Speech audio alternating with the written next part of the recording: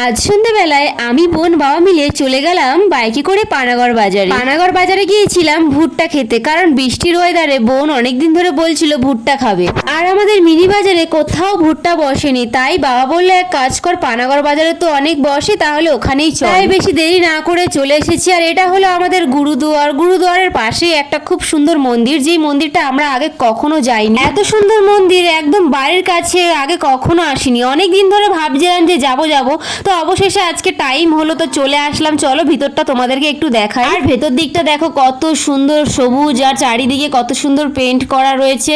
আর এদিকে তোমরা দেখতেই পাচ্ছ স্বয়ং মা তারার মূর্তি। সত্যি পানাগড় বাজারে কতবারই না গিয়েছি, কিন্তু কখনো এই মন্দিরে আসা হয়নি। আর আজকে এই মন্দিরে এসে সত্যি এত ভালো লাগছে। আর আমরা যখন গিয়েছিলাম তখন সন্ধ্যের পুজোর জন্য জোগাড় যন্ত্র করছিল সবাই মিলে, কিন্তু এই মন্দিরে আমরা বেশিক্ষণ ছিলাম না, যেহেতু আকাশের ওয়েদার একদমই ভালো না, তাই যখন তখন বৃষ্টি আসতে পারে, তাই বেশিক্ষণ দেরি না করে আমি বোন বেরিয়ে পড়লাম আবার। কিন্তু পানাগড়ে এসেও একটা ভুট্টার দোকানও দেখতে পেলাম না। তারপরে অবশেষে আমরা চলে গেলাম একদম রন্ডিয়ার গেটে। রন্ডিয়া গেটে যেতে না যেতে একটা কাকু ভুট্টা নিয়ে বসেছিল, তাই আর বেশি দেরি না করে চলে গেলাম ভুট্টার দোকানে। আর ভুট্টা দেখে বোন তো লোভই সামলাতে পারছে না। বন্ধুরা, তোমরা কারা কারা ভুট্টা খেতে ভালোবাসো অবশ্যই আমাকে জানিও। আর আমিও ভুট্টা খেতে খুবই ভালোবাসি। তো চলো আজকের মতন ভিডিওটা এখানে শেষ করছি। ভালো লাগলে বেশি বেশি করে লাইক করো, কমেন্ট করো। তো চলো আজকের মতন টাটা।